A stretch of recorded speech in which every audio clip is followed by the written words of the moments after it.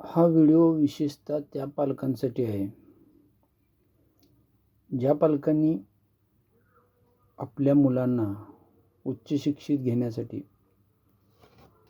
प्रयत्न केलेले आहेत. म्हणजे पालकांची विशेषतः इच्छा असते की आपल्या मुलानं हे व्हावं, ते व्हावं, ह्या क्षेत्रात करिअर करावं, त्या क्षेत्रात करिअर, अशी काही पालकांची अशी वैयक्तिक इच्छा असते. आणि काही वेळेला मुलांनाही त्यात आनंद वाटतो की ठीक आहे, वडिलांना आपल्या किंवा अशा पद्धतीनं व्हावं, मी असं ह्या क्षेत्रात करिअर करावं असं वाटते, तर मी सुद्धा करतो, मला पण छान वाटते ते, त्यात करायला काही हरकत नाही. आणि ते सुरू करतात शिक्षण.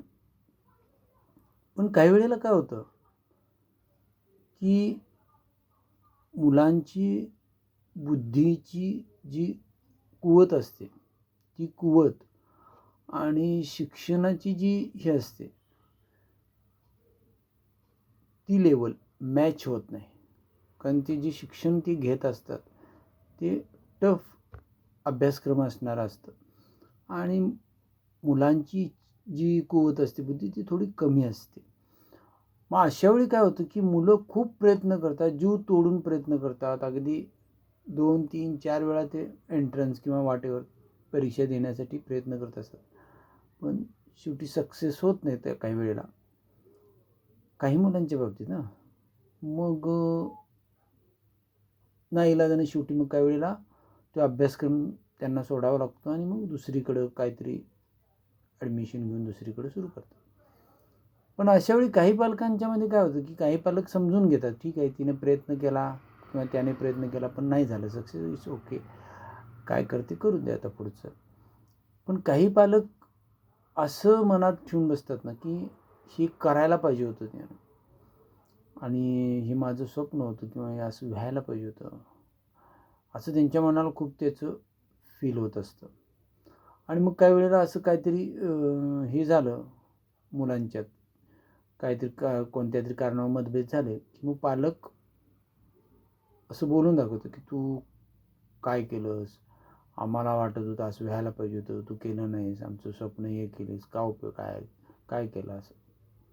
अशा पद्धतीनं मग ते नकळत बोलणं किंवा काही वेळेला टोमण्या स्वरूपात बोलणं असं होऊन जातं.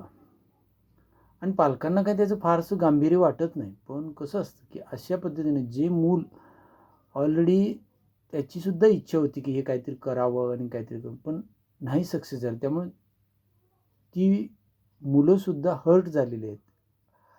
आणि हर्ट झालेले आहेत तरी त्यातून त्यांनी कुठेतरी आणखीन वेगळा मार्ग बघून त्या मार्गाने त्यांची हेच चालू आहे, काहीतरी करायचं करिअर ह्या दिशेनं.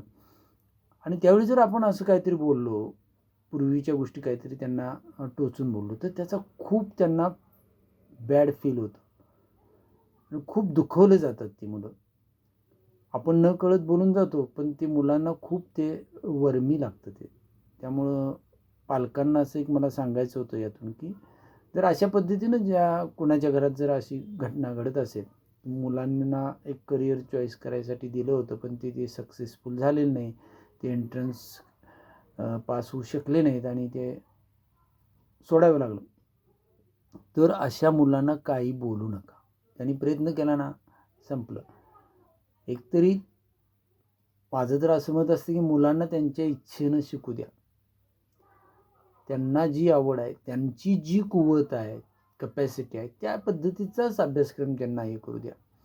त्यातूनही मुलं पण काही वेळेला पालकांना रिस्पेक्ट करून असं पण करू शकतात की हां ठीक आहे, मग त्यांना पण आवडत असतं आणि पालकांची पण इच्छा, अशातून पण जात असतात. ते काही चुकीचं असं म्हणणं नाही, काही वेळेला ते पण योग्य ठरतं, त्या मार्गाने जातात.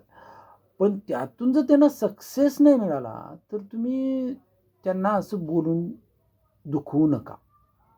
झालेलं विसरा. आता तू काय करतोस किंवा काय करतेस, हे करतेस ना, कर, आम्ही तुझ्या पाठीशी आहे, तू करत राहा. अशावेळी ज्यावेळी म्हणाल तर त्यावेळी ते मूल अतिशय उत्साहानं, आनंदानं, आणि त्यालाही समाधान वाटेल की झालेलं आपलं, ही गोष्ट आता हे झालेली आहे, आपण जे आता करिअर करणार आहे त्यात सगळ्यांचा सपोर्ट आहे, त्यामुळे ते आनंदानं आणि पूर्ण जीव ओतून त्यामध्ये आपलं करिअर करेल. आणि शेवटी कसं आहे, आपण काय वरून जन्माला येताना काही देवानं आपल्याला हां तू खाली जा आणि तू डॉक्टर हो, खाली जा तू शिक्षक हो, खाली जा तू इंजिनियर हो, असं नाही पाठवलेलं. तुम्हाला जे जमल, जे करायला येईल ते करा. सक्सेस झाला करा, नाही सक्सेस झाला दुसरं करा. काही सगळे ऑप्शन आहे तुमच्यापुढं. आपल्यावर काय असं शिक्का मारून पाठवलेलं नाही एखादी. त्यामुळे असं एवढी काळजी किंवा एवढं स्वतःला फील करून घेण्याची पण काय गरज नसते. तुम्ही आयुष्य एन्जॉय केलंच पाहिजे. जे मिळेल, ज्या मार्गे मिळेल, चांगल्या मार्गे मिळेल, कष्ट करा, सगळं करा.